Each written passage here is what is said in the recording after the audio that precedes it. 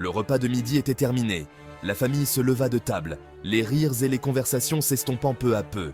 Clyde Moretti se dépêcha de regagner sa chambre, son esprit déjà focalisé sur l'après-midi à venir. Il attrapa son manteau et son chapeau, désireux de profiter de la lumière du jour restante. Chaque minute comptait pour son entraînement. La priorité du jour était claire, s'entraîner au tir. Il savait que la discipline et la pratique étaient les clés de la maîtrise. Il avait récemment fait l'acquisition d'un nouveau revolver, une beauté élégante et mortelle en acier poli. Ce n'était pas seulement une arme, mais une extension de lui-même. Il était agréable au toucher, un poids réconfortant dans sa paume. Klein sentait la puissance et la précision qu'il pourrait en tirer. Klein traversa les rues animées, se dirigeant vers la périphérie de la ville. Les bruits de la ville s'estompaient à mesure qu'il s'éloignait. L'air était épais de fumée de charbon et résonnait du cliquetis des calèches. Les odeurs et les sons de la ville étaient familiers, mais il cherchait la tranquillité. Arrivé dans une clairière isolée, il installa sa cible contre un chêne noueux. Cet endroit était son sanctuaire, loin du tumulte urbain. D'un geste expert, il chargea le revolver, les clics métalliques résonnant dans le silence. Chaque mouvement était précis et mesuré. Chaque tir était une symphonie de bruit et de recul. Le son résonnait dans la clairière, se mêlant au chant des oiseaux. De la fumée s'échappait du canon, obscurcissant momentanément sa vision. Il attendait que la fumée se dissipe avant de vérifier ses résultats. Il examinait méticuleusement la cible après chaque tir. Chaque impact était analysé avec soin. Chaque écart par rapport au centre était une leçon apprise, une faille à corriger. Il notait mentalement chaque ajustement nécessaire. Le temps sembla s'écouler à mesure qu'il se perdait dans le rythme de l'entraînement. Chaque session le rapprochait de la perfection qu'il recherchait. Le soleil commençait à décliner à l'horizon, peignant le ciel de teintes orangées et violettes. La lumière du crépuscule apportait une sérénité trompeuse, masquant la tension qui régnait en ville. Klein, sentant une douleur satisfaisante dans ses muscles, décida d'en rester là. Il avait passé des heures à s'entraîner, chaque fibre de son corps criant à l'effort. Mais cette douleur était une vieille amie, un rappel de son dévouement. Il se rendit dans un pub voisin, un repère habituel, connu pour sa clientèle discrète. Les habitués le saluaient, d'un signe de tête, respectant son besoin de tranquillité après une journée intense. C'est là qu'il devait retrouver Gawain, son mentor dans l'art du combat.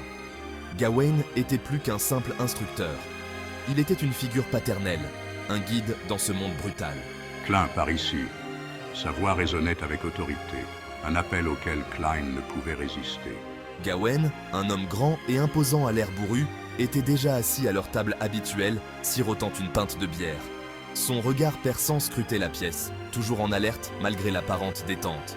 Son visage buriné portait les marques d'une vie d'expérience, gravées des cicatrices d'innombrables combats. Chaque cicatrice racontait une histoire, un souvenir d'une bataille passée.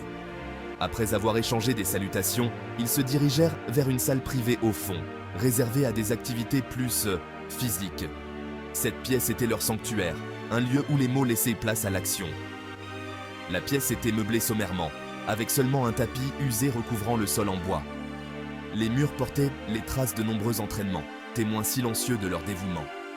C'est là que Klein perfectionnait ses compétences au corps à corps, sous l'œil attentif de Gawain.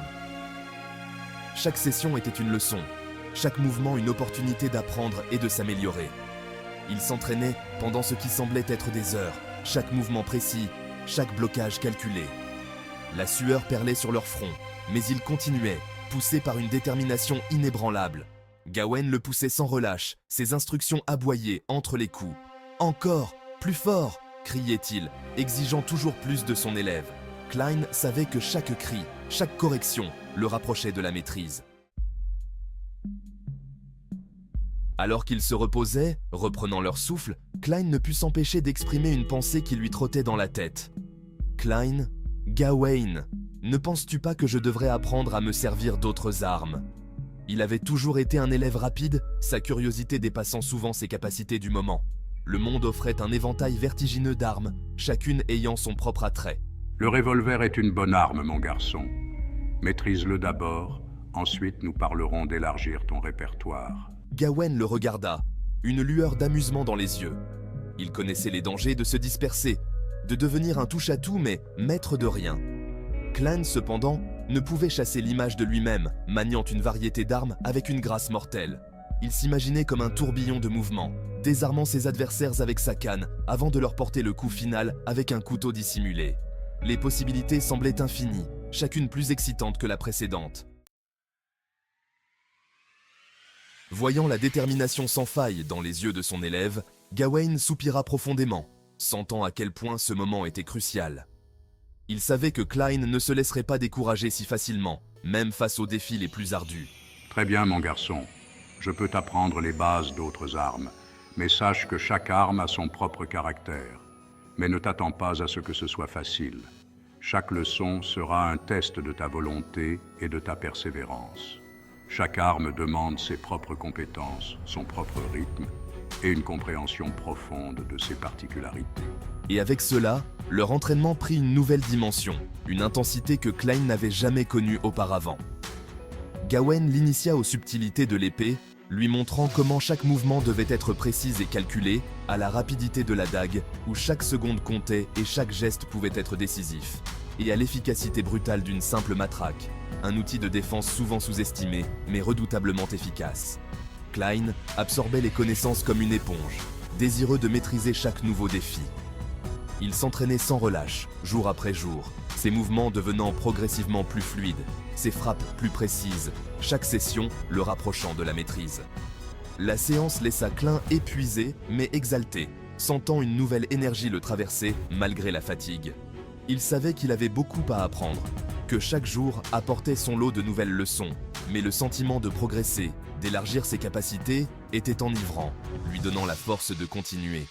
En retournant vers la ville, les pensées de Klein étaient remplies de nouvelles stratégies et techniques. Le poids de son revolver lui sembla différent, comme s'il portait maintenant une responsabilité plus grande, plus lourde d'une certaine manière, symbolisant non seulement un outil de défense. Ce n'était plus seulement un outil, mais un symbole de son dévouement et de son engagement à maîtriser l'art de la survie, à devenir plus fort chaque jour. Klein savait que ce chemin serait long et ardu, mais il était prêt à tout pour atteindre ses objectifs.